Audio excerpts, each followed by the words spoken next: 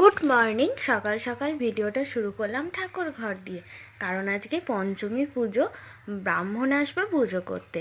মা মনসার পুজো আগেও দেখিয়েছি, তো মোটামুটি আমার সব জোগাড় কমপ্লিট। এখন ব্রাহ্মণ এসে পুজো করলেই হবে। তার আগে আমি আমার নিজের পুজোটা সেরে নিলাম।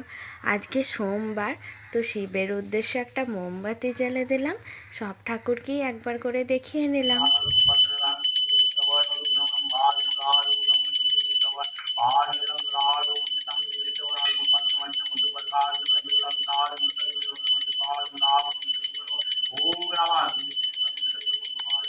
পুজো হয়ে যাওয়ার পর টিফিন খেয়ে সব কাটাকুটি করে চলে এসেছি রান্নাঘরে। এখানে হচ্ছে আলমপুরের ডাঁটার তরকারি, পটল ভাজা, ঝিঙে আলু পোস্ত করেছি, আর এদিকে করেছি একটু আমড়ার টক, আর আছে ডাল, তার সাথে আছে দই। চলো সাবস্ক্রাইব করো তাড়াতাড়ি।